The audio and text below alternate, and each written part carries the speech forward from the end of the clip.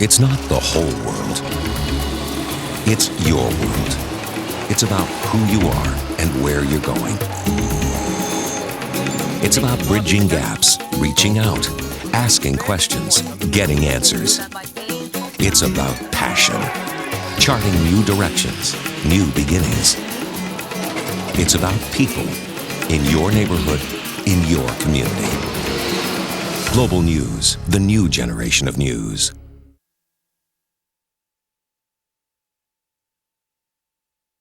Do it for sex selection. Magnetic therapy. Chromosome abnormality. When it comes to your health, there's so much to know. Sometimes it's hard to keep up. The unconventional treatment. So Global's Janine Phillips follows it for you. These pills also can cause heat exhaustion. Researchers are finding more risks. The technologies and treatments, the cures and comforts. She'll help you separate the hope from the hype.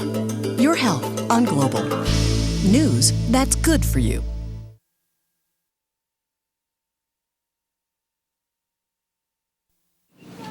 I am nice, and I am clean.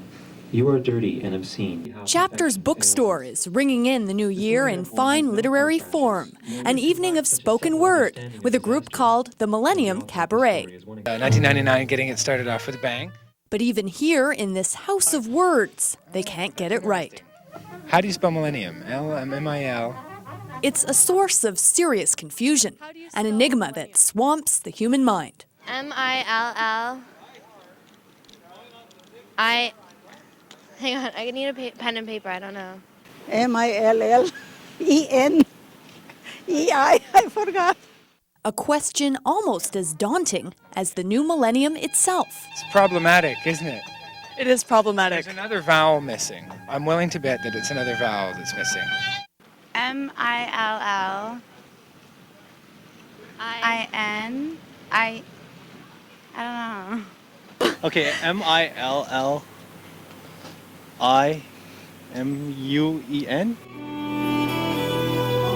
It's not as if we've never seen the word before. There's a mountain of millennium out there, from scary TV shows to giant clocks, from millennium playmates to playful candy-coated chocolates. Hey, Yellow, we're giving away $2 million in honor of the new millennium. Yeah. But all that doesn't seem to help much when it comes to getting it right.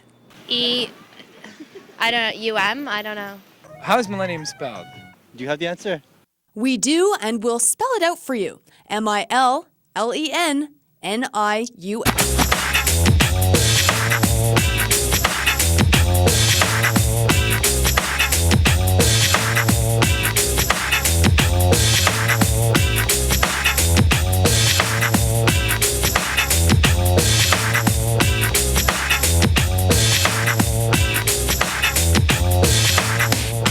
I'm Heidi Westfield.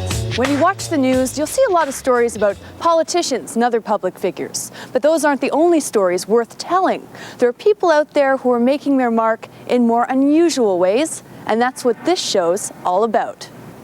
Here, I'm going to put some... This half hour, you'll meet a chef who eats insects, two cousins who sing for popcorn, and an inventor who's aiming to end the war of the washroom. We'll also look at monsters as home decoration, catch up with tourists on Taschereau Boulevard, and watch reporter Jeannie Mose try to kill a Furby. But first, the story of a woman with a very familiar face. I caught up with her at Nichols Restaurant in Montreal. She doesn't stop by the family diner too often, but when she does, look out. Get out the camera, get out the kids. Thank you very much. Bye-bye. Fans can't believe their good luck. The smile, the telltale giggle, all just a few breathless steps away.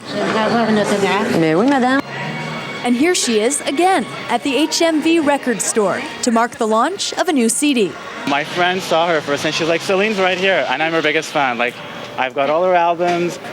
But wait, why is Quebec's reigning music diva cooling her heels at the cash? Take a closer look. This isn't Celine Dion international superstar, it's Linda Paquette with serious hairspray. Very surprised. I thought it was her for sure. She's been turning heads for years. As Celine's star shines brighter, so does Linda's. She plays Celine at fundraisers, marriages, even holds concerts. And of course, there are the autographs to sign. J'ai pas le droit d'écrire seulement que Céline ou Céline Dion, ce serait une fausse publicité. J'écris quand même Céline pour que les gens se rappellent que oui, c'était comme. Puis en dessous, j'écris que c'est fait comme par Linda. Other than the name, it's hard to tell them apart. Céline at the Oscars.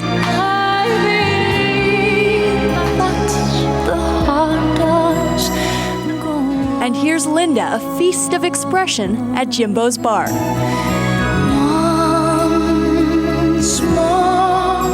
Linda's met her idol, the real Céline, many times and dreams of spending a whole day with her.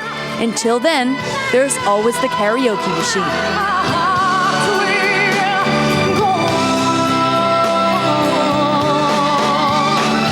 Linda Paquette also holds concerts in and around Montreal for Céline fans who want a taste of almost the real thing. And speaking of talent, our next story is about two cousins who've carved out a real niche for themselves at the movies. They've turned popcorn into performance art, all to get a taste for showbiz. Stepping out with my baby. At most theaters, the movie is the main attraction. But here, there's a little more to the show. Thank you, Joel. Don't be fooled by the uniforms. Tina and Lorena are artists, poets, who sell their wares with a song. Don't wait for tomorrow, eat with me when you're hungry. It's not your average part-time job. Then again, these aren't your average workers. They're like, you actually do that? You're not shy, you're not embarrassed? And gutsy and strange. No, j'ai besoin du Coca-Cola. It's off-Broadway with a crunchy twist.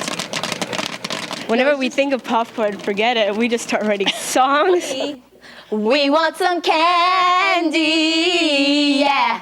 We enjoy performing, so we thought this was a good opportunity. We thought it was good to start here. A chance to get a flavor for showbiz, to test their talents on a live and captive audience. Very funny. Thought they were pretty courageous to go out there and sing in front of that crowd. Thought they were fantastic. I want to know if they wrote their own song, actually. Sometimes they do, and sometimes they need a little help greasing their creative gears. Love is adding topping, it's margarine, not butter. So I think I'll have some right now. It won't win a Grammy, but it could be the road to a bright career. I'd like to try theater and film and television, everything possible. Wherever you are. Until then, the theater is their stage, and popcorn, their air-popped inspiration. You wanna buy our corn. That's it. They're not the only ones who get worked up by food. Take Jean-Louis Témy of Montreal. He has a passion for gourmet meals made with insects. No, it's not enough. It's not enough. Eat my food. Témy teamed up with Jay Leno this summer. He tried to worm his way into the heart of the U.S. talk show host with some of his famous insect appetizers. Don't give that to me. And back home, he rustled up a Témy specialty, spaghetti a la mealworm. We took his prized dish out onto the streets. It looks like maggots, actually. Is it actually maggots? Is this okay to have without breakfast? Oh my, okay. It's like seafood, eh? You can eat that. Yeah. You want to try it? I don't think so. Crunchy. It's kind of crunchy. I haven't never seen dead worms being used in gourmet cuisine before. I've got to say that mealworm spaghetti looks pretty awful. Now, the next lady you'll meet doesn't have a thing for insects. She prefers geese, but she doesn't like to cook them up. She likes to dress them up. Why fly south for the winter when you've got a winter coat? Birds of a feather? This bird dresses for the weather. It's just exciting for everyone. Everyone talks about it. Just give a good spirit for the neighborhood, really. It's not every day you spot a goose with goggles or skates or a broom. Then again, Joy's part of a special breed. Well, there's no concrete proof that it's a wild goose, but we do know two things. And what's that? She's non-migratory and she wears exquisite plumage. Exquisite and elaborate. Joy's got more than 350 outfits and a collection of fur coats. And she has little pillbox hats in the mink to match. Joan Lunan started making the clothes a couple of years ago. Now her basement's a factory for fowl. Their dresses fit for a Southern belle and a movie set, even one to mark the death of Princess Diana. I didn't want her all in black, so I thought the black and white might be more suitable. And it looks like Diana's style. It's certainly a closet fit for royalty. I have a raincoat, and I think she has 3. So she outnumbers me, no question. And there's no end in sight. Joan could always turn her hobby into a business, but she figures it wouldn't be as much fun. And besides, all that fabric could get in the way. Coming up, a toilet for all sexes and getting in shape to a different beat.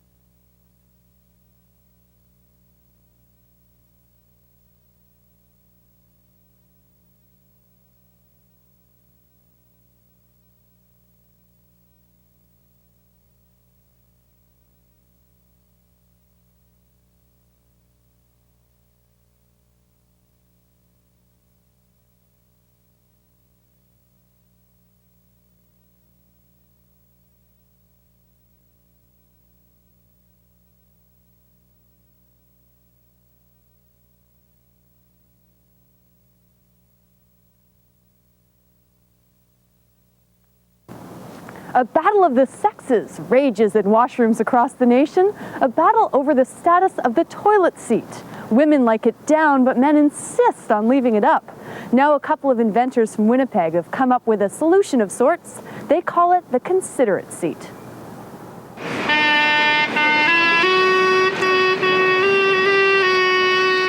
Downtown Montreal, there are Christmas carols, street vendors, and a man with a toilet.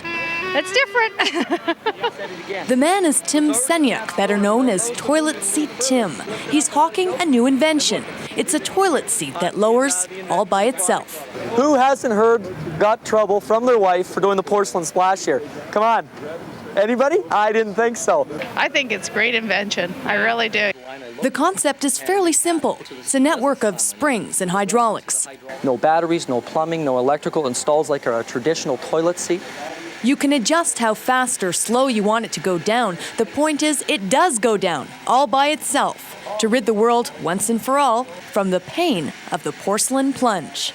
Plop yourself down, waiting to feel the comfort of the toilet seat, whereas you go right into the hard, cold porcelain. Cynthia Certesini is all too familiar with the problem. She's the mother of 3 sons. Do you ever leave the seat up? Sometimes. All the time. All the time? Yeah. It's shocking, especially in the middle of the night when you're half asleep. Her family's tried the toilet and finds it makes a difference. I think it's a great thing for the female race. Tim's sure the